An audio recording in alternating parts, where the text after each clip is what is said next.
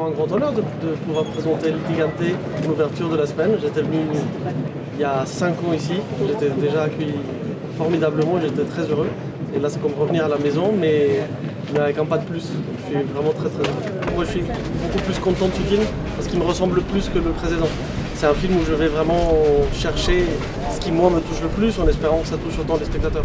Donc c'est sans doute mon film le plus personnel, mais je pense aussi que c'est celui qui est le plus ouvert au public. Litigante est le portrait d'une femme dans la quarantaine qui affronte plein de problèmes dans sa vie au même moment.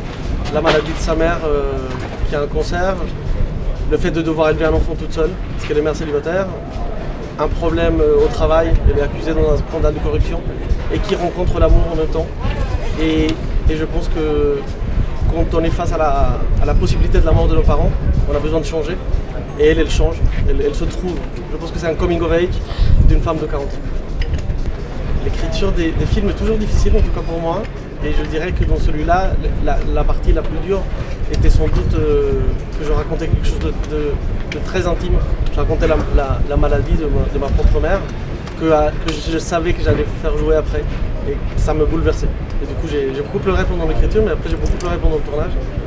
Et du coup, je pense que c'est vraiment le niveau d'intimité dans lequel j'étais. Ma mère joue pas tout à fait le rôle principal, elle joue le deuxième rôle du film. Elle joue le rôle donc de la mère du personnage principal. Ma mère est actrice dans l'âme. Elle avait déjà joué dans mon court-métrage Rodrigue qui était à la quinzaine. Et je pense que pour elle, il ne fallait pas la convaincre. Elle voulait jouer. Les gens veulent jouer en général. Hein. Il faut juste qu'ils se sentent rassurés.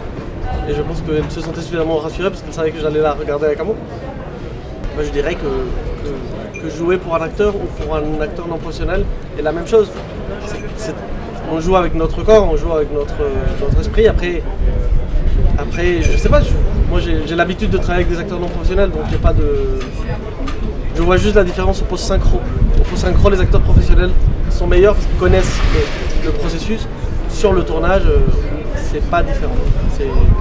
C'est juste des gens et il faut les diriger et il faut qu'ils soient en contact avec moi et qu'on se comprenne. Moi, la mise en scène du film, je la décide en avance et en même temps, je ne fais pas de storyboard, je ne fais pas de découpage technique. J'arrive sur le tournage, je mets la scène en place et je vois comment je vais la tourner. Après, je sais, connaissant les décors, je me dis je préfère cet angle-là, je préfère cet angle-là, mais c'est la scène qui dicte comment elle va être tournée. Et c'est le moment du coup qui dicte le moment. Après, je pense que la caméra est quand même beaucoup moins mobile que dans mon film d'avant. Il y a quelque chose qui se pose un peu plus, mais qui se pose au bon endroit. C'est un film de personnages, et moi je suis au service de mes personnages, ou j'essaye de l'être en tout cas. J'essaye de ne pas être au-dessus, parce que sinon je ne peux pas les suivre. Il m'emmènera nulle part. Moi j'essaye et j'ai l'impression que le film parle de lui-même. Du coup il faut juste l'écouter, et les personnages parlent d'eux-mêmes et il faut les suivre. Il ne faut pas les contraindre. Il y a quelque chose dans le film qui pour moi était très important, c'était que je voulais absolument que le film aille vers la lumière et que le film aille vers l'air. Et depuis mes premières notes d'intention, je parlais d'une claustrophobie au début du film pour le personnage qui commençait à se libérer et qui commençait à s'ouvrir. Je pense que dans la mise en scène, ça s'est fait naturellement. Genre, je l'avais en tête, mais c'est sûr que je ne l'ai pas dit à mon avis au chef opérateur. Ça s'est fait naturellement parce que le film, le scénario poussait vers là et les décors poussaient vers là. Et je pense qu'il y a quelque chose qui se fait... On suit tous le film. Hein. Le film a une vibration à lui et vraiment il suffit de la capter pour aller quelque part. Et après, moi je pense que les moments qui ne marchent pas dans les films, et dans le mien ou dans n'importe quel film, c'est quand le réalisateur n'arrive pas à être en vibration avec son film.